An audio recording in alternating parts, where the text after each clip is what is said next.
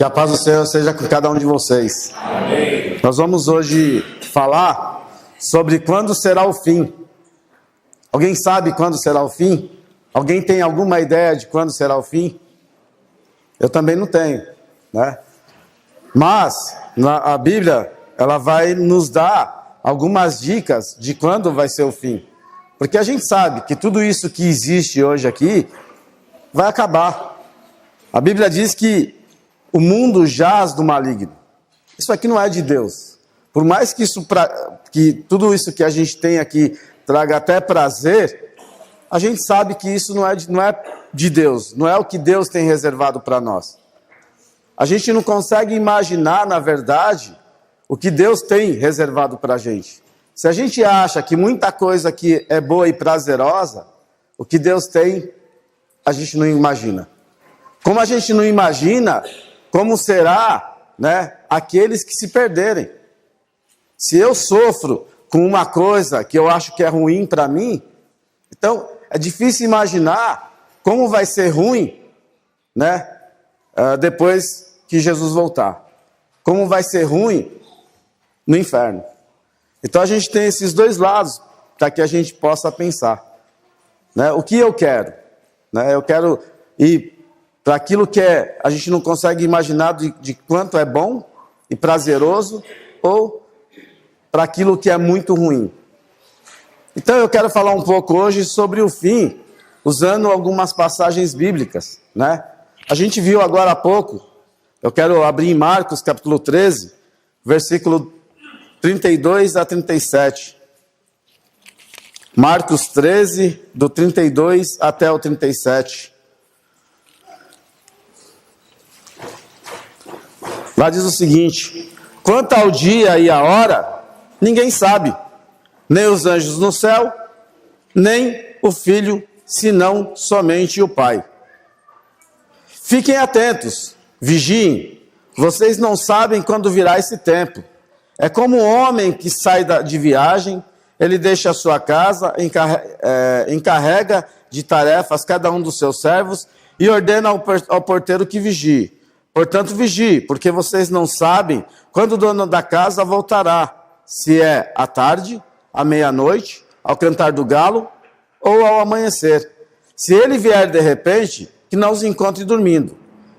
O que lhes digo, digo a todos, vigiem.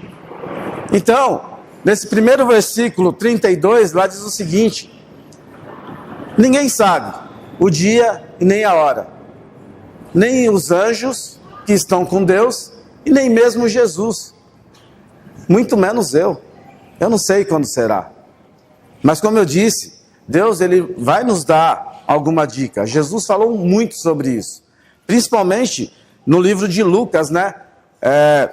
Lucas foi um dos últimos homens a escrever o Evangelho, e Lucas ele escreveu coisas que outras pessoas não escreveram, né? Mateus, Marcos, João.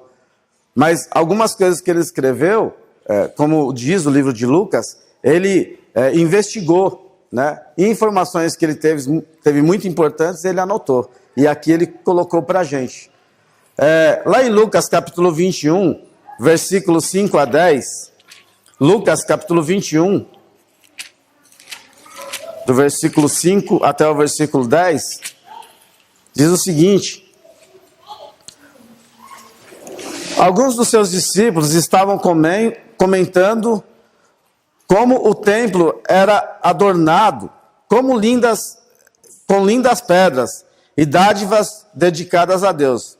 Mas Jesus disse: disso que vocês estão vendo, dias virão em que não ficará pedra sobre pedra, serão todas derrubadas.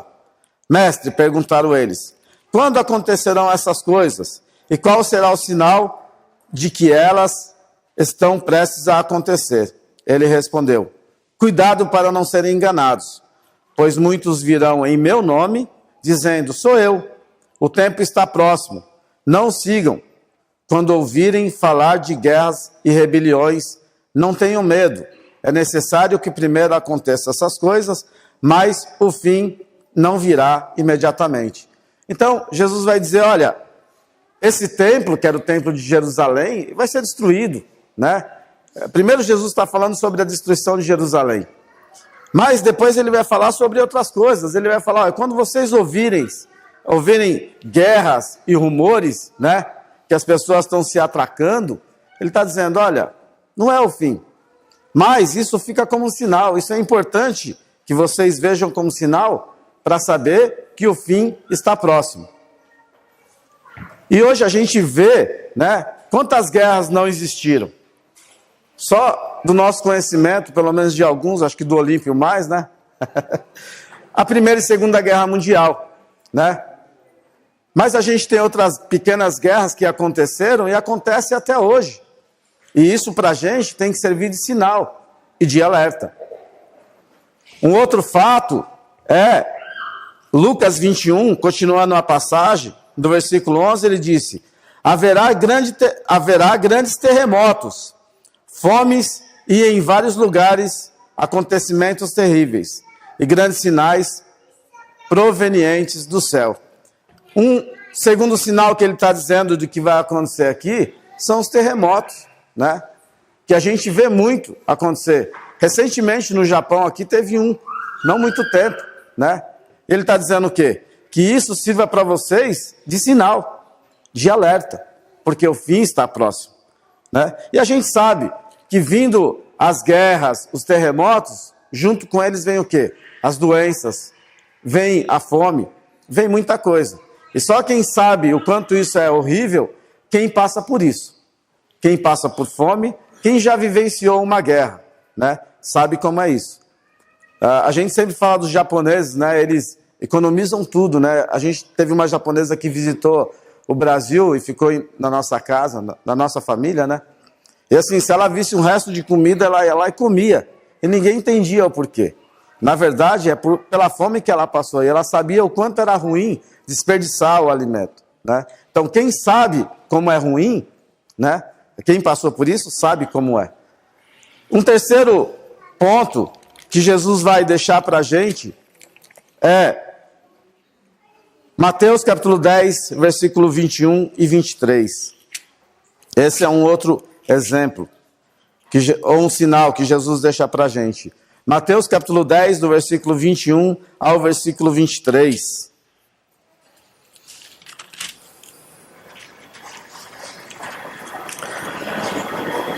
O irmão entregará à morte o seu irmão, e o pai a seu filho.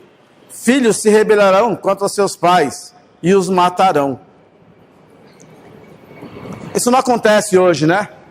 Será que não? Acontece muito, né?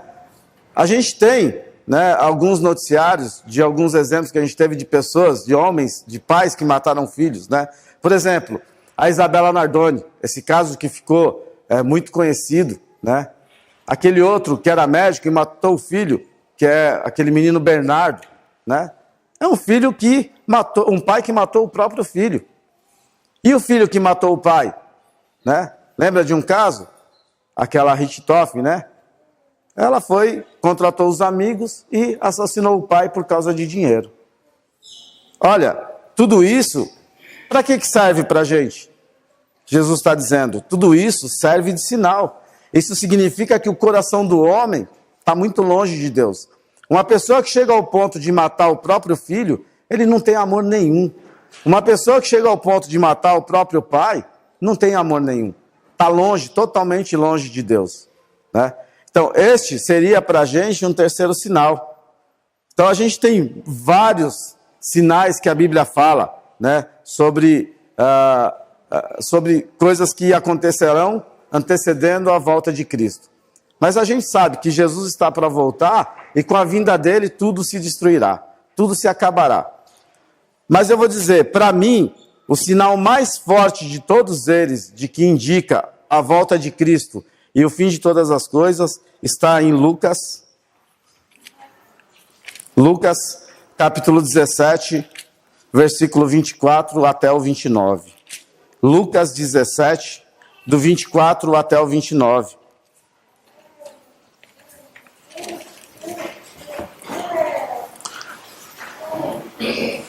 Pois o Filho do Homem, no seu dia, será como um relâmpago, cujo brilho vai de uma extremidade à outra do céu. Mas antes é necessário que ele sofra muito e seja rejeitado por esta geração.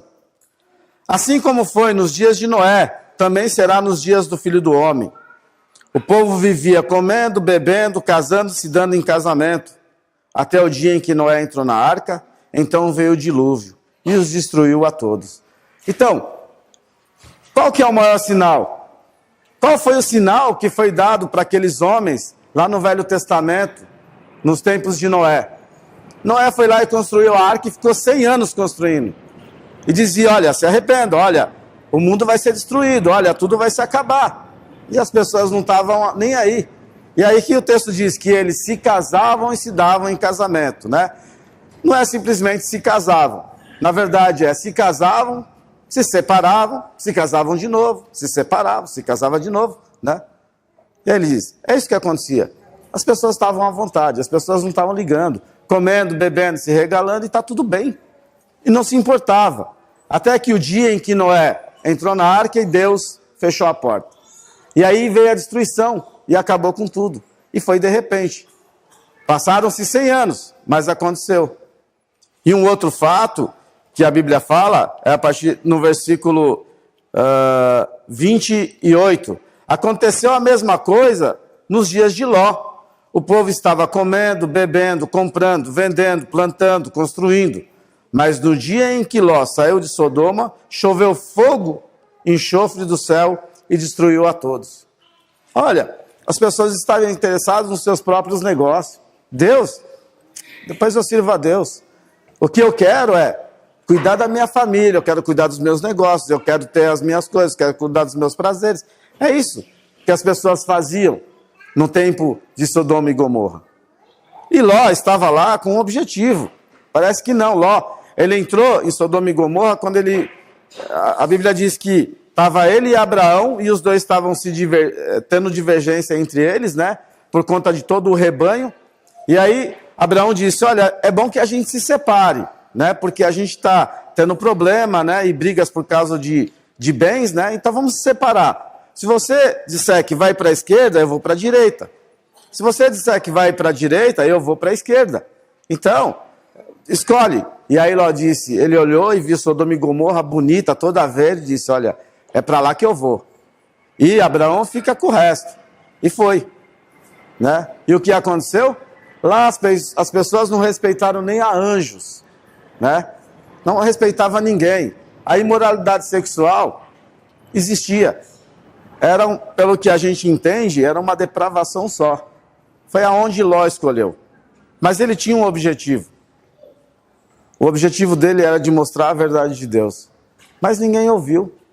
E ainda Abraão tentou interceder e disse assim, Senhor, se lá tiver 50 justos, o Senhor vai destruir a terra? E Deus disse, não destruirei. E depois, Abraão chega para Deus e fala, mas se tiver somente 40? Também não vou destruir, por amor dos 40. E se tiver 30? Também não. E se tiver 10? Também não. Senhor, me perdoa, estou te importunando. E se lá tiver só 5? Deus disse, mesmo assim eu não destruirei. Mas só tinha 3. O que Deus fez? Tirou eles e destruiu tudo. É assim que é Deus. Ele é justo, ele é bom, né? E acabou com tudo. Choveu enxofre, né? E fogo caiu do céu. E mataram todas aquelas pessoas. E assim vai ser o fim de tudo desse mundo. Vai ser o fim dessa terra. Vai ser o fim dessa geração. Por quê? Pensando aqui, nesse texto que a gente acabou de ler, eu vejo que as pessoas estão cada vez mais se desinteressando pela palavra de Deus. Como foi nos dias de Noé. As pessoas estão casando, se separando, as pessoas estão pensando nos seus próprios negócios, né? As pessoas não querem se comprometer com Deus, as pessoas não querem estar na igreja, né? E eu falo isso, eu entendo que sempre que a Bíblia é escrita para os cristãos, principalmente, é exatamente isso que Deus está dizendo. As pessoas não estão querendo saber muito de Deus.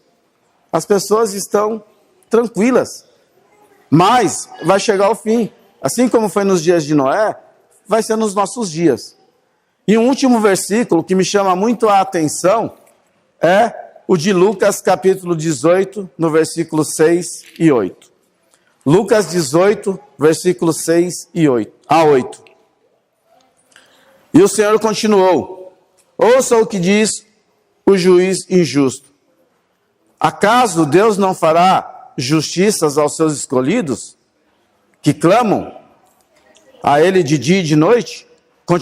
Continuará fazendo-os esperar? Eu lhes digo, Ele lhes fará justiça, e depressa. Contudo, quando o Filho do Homem vier, encontrará fé na terra? Como eu disse, Lucas, né? Pelo menos eu só vi esse versículo no Evangelho de Lucas. Ele diz: Deus vai voltar. Ele vai voltar no momento certo. Mas quando ele vir, será que vai existir fé na terra? Será que as pessoas vão estar crendo? O que parece aqui que Lucas está dizendo, ó, a fé vai estar quase acabando. Muitas pessoas não vão querer saber. E a gente tem visto isso nas igrejas. Hoje as igrejas elas têm estado vazias. Eu não digo que é somente nas igrejas de Cristo, mas é no geral, né? Se tem alguma coisa que me interessa, aí eu vou. Mas se é pela palavra de Deus, ou para servir, ou para se comprometer, aí... E eu vou dizer, a gente tem tido um sério problema na escola dominical. A gente não tem pessoas hoje para dar aula para as crianças da escola dominical. E para mim, as crianças é a base de toda a igreja. Então isso me entristece. E faz muito eu pensar nisso. Será que, né, quando Jesus voltar, ele vai achar fé na terra? Eu sempre, parece que eu sempre chamo a atenção de alguma coisa, né? Mas eu peço para vocês, irmãos, que não entendam como um puxão de orelha, mas muito mais como um alerta, né? Quando acende um sinal de alerta, é para você estar atento, né? Porque é um sinal de perigo. E é isso que eu quero dizer para a igreja, para os irmãos. Vamos estar alerta. Porque o diabo, ele nos distrai. E ele nos leva a nos desviar, né? Então vamos estar atentos, vamos estar alertas. Porque de nós depende a salvação das outras pessoas. O crescimento da igreja, né? Imagina se os 12 apóstolos não tivessem continuado o que Jesus deixou. Imagina se muitos homens não tivessem dado a vida e morrido por causa do Evangelho. Nós não estaríamos aqui. E se nós não continuarmos, outras pessoas também não estarão. Então que fique isso de alerta para que a gente faça a nossa parte. E aquele que ainda não aceitou Jesus, que entenda que terá sim o fim. Parece que não, mas terá. Porque Deus não está preocupado com esse mundo. Deus está preocupado com as pessoas que vivem nesse mundo. Então, que a gente possa estar atentos. Que Deus abençoe. Amém.